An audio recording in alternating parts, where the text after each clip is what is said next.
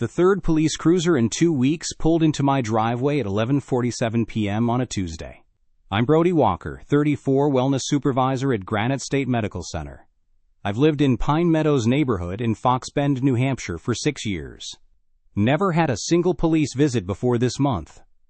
The officer approached my front door with his flashlight already drawn. I opened it before he knocked. "Evening, sir. We received another emergency call about a domestic disturbance at this address." I stared at him. "There's no disturbance here. I live alone."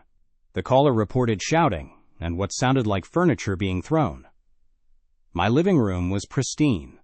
Television on low volume, coffee mug on the side table, everything exactly where it belonged. "Officer, this is the third false call this month. Someone is targeting my address." He nodded slowly. "We're required to respond to every call, but I'll note the pattern in my report." After he left, I stood in my kitchen reviewing the timeline. October 15th, first call about suspicious activity. October 22nd, reported break-in attempt. Now this. Each call came between 11:30 p.m. and midnight. Each caller remained anonymous. Each report described my address with perfect accuracy down to the mailbox number. I pulled up the Fox Bend Police Department's online incident portal. 3 reports filed against 47 Maple Ridge Drive. My address. All marked as unfounded after investigation. The caller knew my schedule, knew I'd be home, knew exactly what to report to guarantee a police response. I walked to my front window and scanned the street. Porch lights glowed from the Henderson house, the Martinez property, and the corner unit where Ian Watson lived with his ex-wife's belongings still scattered across the lawn. Wait, Ian's ex-wife moved out 6 months ago. Those weren't her belongings. I grabbed my binoculars from the hall closet. The items on Ian's lawn weren't random. They were positioned with clear sight lines to my house. A folding chair faced my driveway. A small table held what looked like a notebook. My phone buzzed. Unknown number. Hello? Silence. Then a hang-up. I checked my call log. 3 unknown numbers had called in the past 2 weeks, all between 11:15 and 11:25 p.m. All hang-ups. The pattern was too precise to be coincidence. Someone was watching my house. Someone was calling police. Someone wanted me under surveillance. I needed to find out who was orchestrating this campaign before the next cruiser arrived. The harassment started 3 weeks after Ian Watson's divorce was finalized. I'd lived next to Ian and his ex-wife Mia for 2 years. She was a pediatric nurse who worked night shifts at Fox Bend General. He managed inventory at a medical supply warehouse. They seemed stable until the screaming matches began in July. By September, Mia had moved out. Ian kept irregular hours after that. His garage lights stayed on until 3 a.m. most nights. I assumed he was dealing with the emotional aftermath of his marriage ending. I was wrong. The first false police call happened exactly 17 days after Mia's forwarding address changed to a Manchester apartment complex. I know because I checked the Postal Service database through my wellness supervisor position at Granite State Health Services. We verify addresses for patient outreach programs. October 15th, 11:47 p.m., Fox Bend police responded to reports of suspicious activity at my address. The caller claimed to see someone breaking into my garage. Officer Martinez found me watching Netflix in my pajamas. No signs of disturbance anywhere on my property. I thought it was a mistake. Wrong address.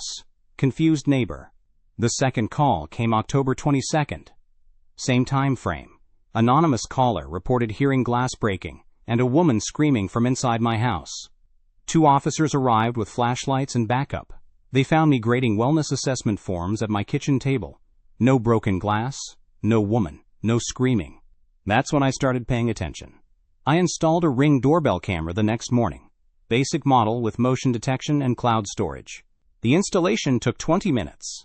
I positioned it to capture my front porch and partial driveway coverage. The third false call happened October 29th. This time, the anonymous caller reported domestic violence in progress, shouting, furniture being thrown, possible weapons involved. 3 officers responded. They searched my house with my permission. Found nothing suspicious, but I noticed something during their visit. Ian Watson was standing in his garage doorway, watching. He stepped back into the shadows when I looked his direction. After the officers left, I reviewed my ring footage from the past 2 weeks. Ian appeared in 17 different recordings, always between 11 p.m. and midnight, always positioned where he could observe my house. October 30th, I drove to Fox Bend City Hall during my lunch break. The records department occupies the basement level. Fluorescent lighting and metal filing cabinets. I requested copies of all police incident reports for Maple Ridge Drive dating back 3 months. The clerk, a woman named Mia Hartwell, printed 14 pages. 3 reports involved my address, all filed by anonymous callers, all marked unfounded after investigation. But I found something else in those records. Ian Watson had filed 2 noise complaints against his ex-wife in August. Both complaints were filed at 11:35 p.m. Both were dismissed after investigation. The timing matched perfectly with my harassment calls. I needed more before making accusations. False police reports are a Class B misdemeanor in New Hampshire, but proving who made anonymous calls requires phone records and technical investigation beyond my capabilities. November 2nd, I contacted Verizon to request detailed call logs from my landline. The customer service representative explained I could access 3 months of incoming call data through their online portal. I created an account and downloaded the records immediately. 7 unknown numbers had called my landline in October. All calls lasted less than 10 seconds. All occurred between 11:15 p.m. and 11:25 p.m. on nights when police responded to false reports. I cross-referenced the numbers with reverse lookup databases. 3 numbers traced to prepaid cell phones purchased at different Walmart locations in Manchester, untraceable without subpoena power. But the pattern revealed something crucial. The calls always came 15 to 20 minutes before police arrived. Someone was calling my house first, testing if I was home, then calling 911 to report fake emergencies. November 5th, I installed a second camera. This one pointed toward Ian's property from my bedroom window. Motion-activated recording with infrared capability. I positioned it behind my curtains where it wouldn't be visible from the street. The footage from November 6th showed Ian leaving his house at 11:18 p.m. He walked to the side of our street where a payphone still operated outside the old Fox Bend market. The payphone was removed in 2019, but the metal housing remained. Wait. I was wrong about the payphone. I drove past the location the next morning. No payphone. Just an empty metal post. But Ian had been talking to someone. Or something. I enhanced the footage using basic editing software. He was holding a cell phone, standing in a location with clear sightlines to my house. November 7th, I called Fox Bend Police non-emergency line and spoke with Sergeant Rodriguez. I explained the pattern of false calls and my suspicion about Ian Watson. She listened carefully and took notes. Mr. Walker, we've noticed the pattern too. These calls are wasting department resources. Do you have any linking your neighbor to the reports? I described the surveillance footage and the timing correlations. She agreed to increase patrol frequency in our neighborhood and flag my address for special attention. If you can provide concrete of who's making these calls, we can pursue charges for filing false reports. November 8th, I received a call from an unknown number at 11:22 p.m. Instead of hanging up immediately, I stayed silent and listened. Background noise suggested the caller was outdoors. I could hear wind and what sounded like distant traffic. Then I heard something that confirmed my suspicions. A dog barking. The same distinctive bark from Ian's German Shepherd that I heard every morning when he let the dog out. The caller was Ian Watson. He was calling from somewhere near his house, close enough to hear his own dog. November 9th, I set up a more sophisticated surveillance operation. I borrowed a telephoto lens from my coworker Mia Brennan, who does wildlife photography. I positioned myself in my upstairs bedroom with clear views of Ian's property and the street. At 11:19 p.m., Ian left his house carrying a cell phone. He walked to his backyard and stood behind a large oak tree that provided cover from most neighboring houses, but not from my elevated position. I watched him dial a number. My landline rang 30 seconds later. Unknown caller. I let it ring twice, then answered. Hello? Silence. Then a hang-up. Through the telephoto lens, I watched Ian his call and dial again immediately. This time he spoke for approximately 2 minutes. I couldn't hear the conversation, but his body language suggested he was reporting something urgent. 12 minutes later, Fox Bend police arrived at my address. 2 officers. They knocked on my door and explained they'd received reports of a domestic disturbance. I had them. Ian Watson was making the calls. He was filing false police reports. He was systematically harassing me using emergency services as his weapon. But I needed recorded that would hold up in court. Video of him making calls wasn't enough. I needed audio proof linking him to the false reports. November 10th, I contacted the Granite County Community Justice Center and spoke with Officer Jamie Clark from Social Services. She specialized in neighbor harassment cases and understood the legal requirements for prosecution. Mr. Walker, you've documented a clear pattern of harassment, but we need either recorded phone conversations or witness testimony to pursue criminal charges. Have you considered involving your HOA? Pine Meadows didn't have a traditional HOA. We had a neighborhood association with limited enforcement powers, but they could document complaints and facilitate mediation between neighbors. I decided to gather one more piece before involving outside authorities. I needed to catch Ian with audio recording that clearly identified him as the caller. November 11th, I installed a digital voice recorder near my landline phone. Basic model with voice activation and 4-hour recording capacity. If Ian called again, I'd have his voice on tape. At 11:21 p.m., my phone rang. Unknown number. I answered immediately. Hello? Is this 47 Maple Ridge Drive? The voice was muffled, but recognizable. Yes. Who is this? There's someone breaking into your garage right now. You should call police. The line went dead. I had him. Ian Watson's voice on digital recording, making a false report directly to me before calling 911. The timestamp would correlate with police response times. The voice analysis would confirm his identity. 10 minutes later, 2 police cruisers arrived. I met them at my door with the digital recorder and 3 weeks of documentation. Sergeant Rodriguez listened to the recording twice. Mr. Walker, this is exactly what we needed. We'll be paying Mr. Watson a visit tomorrow morning. Ian Watson had been systematically filing false police reports against me for 3 weeks, using emergency services to harass and intimidate me, creating a paper trail that made me look like a problem neighbor. But now I had proof. Audio, video surveillance, phone records, a complete timeline of his harassment campaign. The question was why? What had I done to make Ian Watson target me with this elaborate scheme? November 12th, 7:43 a.m. Sergeant Rodriguez called with an update. We arrested Ian Watson this morning. He confessed to making the false reports. But there's more to this story, Mr. Walker. You need to come down to the station. At Fox Bend Police Department, I learned the full scope of Ian's harassment campaign. He'd been calling 911 about my property since October 20th. 13 separate false reports, each one carefully timed to maximize disruption. Mr. Watson claims you've been harassing his ex-wife Mia, Sergeant Rodriguez explained. Says you've been leaving threatening notes on her car, photographing her house, following her to work. None of it was true. I barely knew Mia Watson. We'd exchanged maybe 10 words since I moved to Pine Meadows. He showed us these photos, Rodriguez continued, sliding a manila folder across the table. Inside were surveillance photos of me, walking to my mailbox, leaving for work, standing in my driveway, all taken with a telephoto lens from what appeared to be Mia's property. Ian Watson has been stalking you for weeks, Mr. Walker, building a case to justify his harassment campaign. He wanted to make you look like the aggressor. The detective explained Ian's strategy.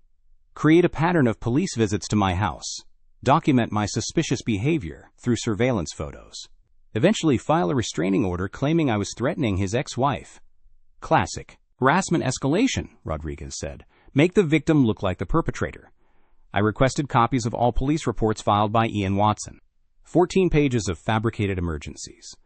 Break-ins that never happened. Suspicious activity that was actually me doing yard work. Domestic disturbances during times I wasn't even home. Each report included my address and detailed descriptions of alleged criminal activity. Ian had been systematically building a false criminal profile against me.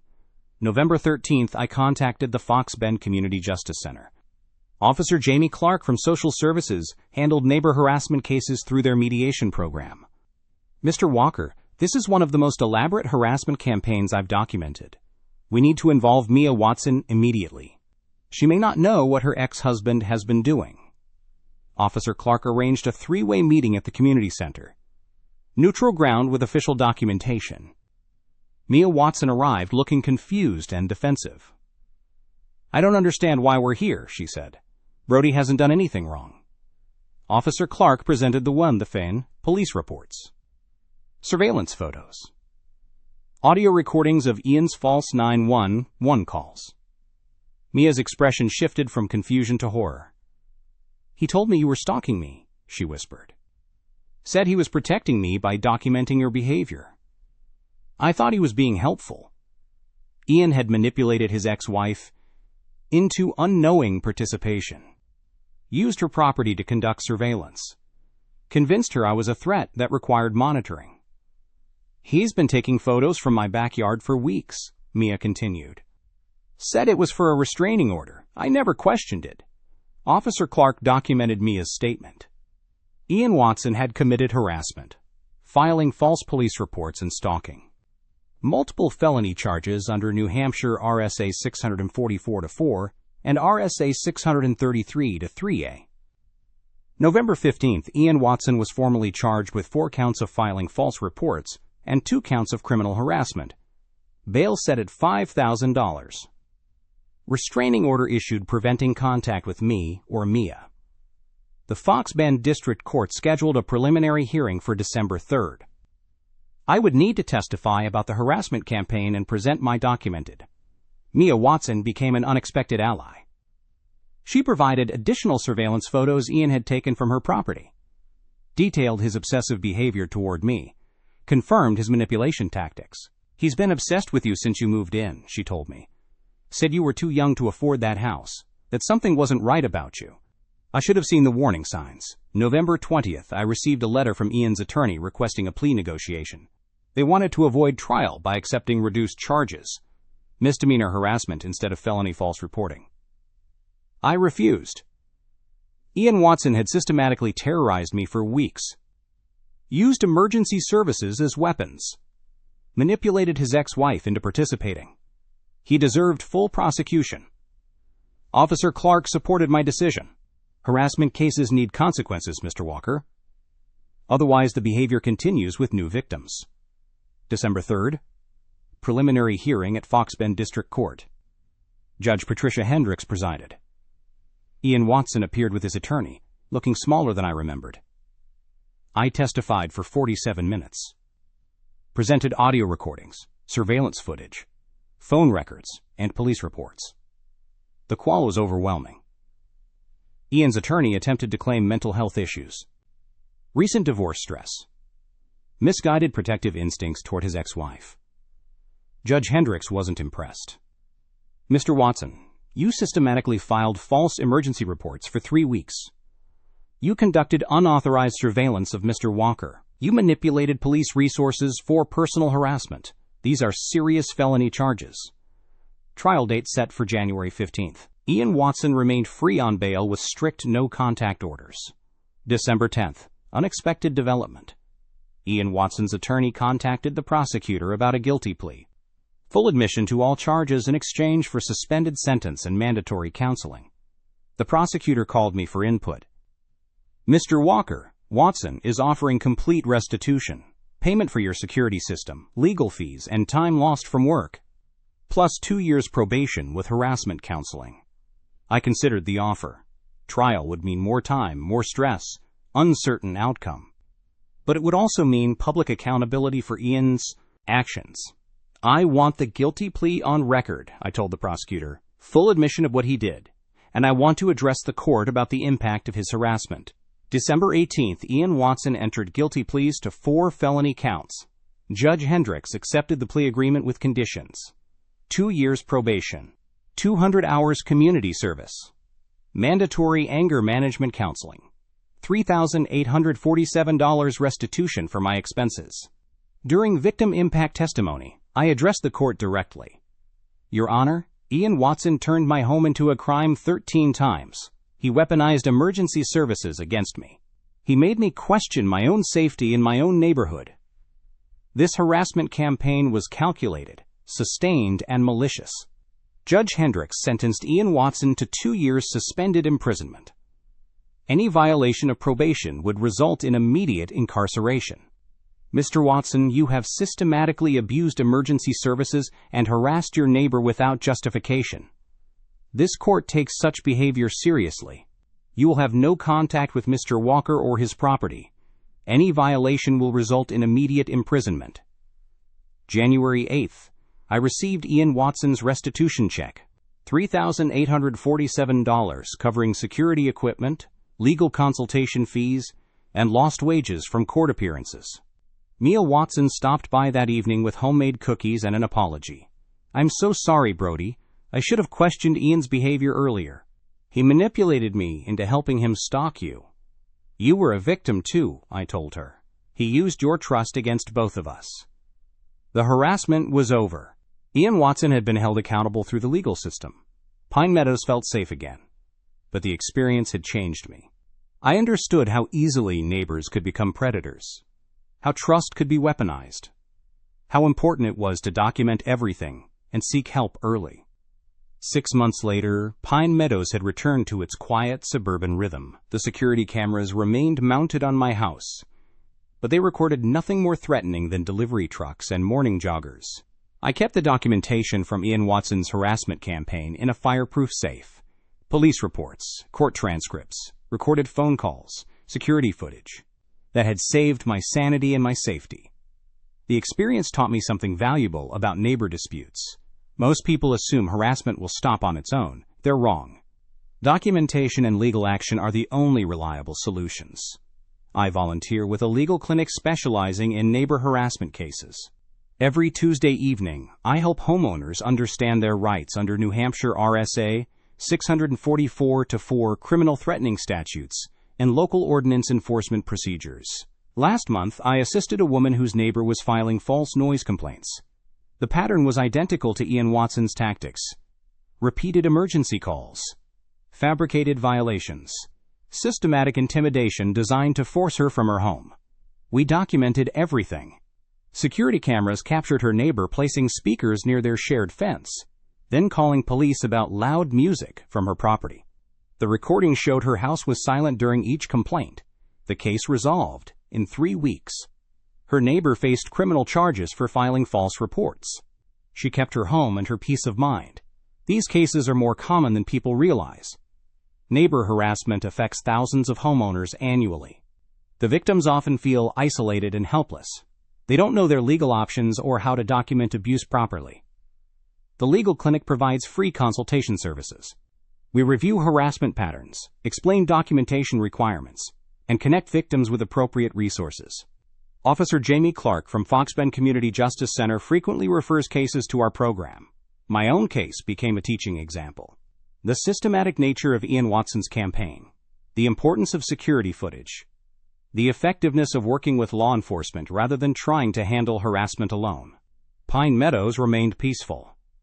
Mia Watson moved to Portland in March, seeking a fresh start after her divorce.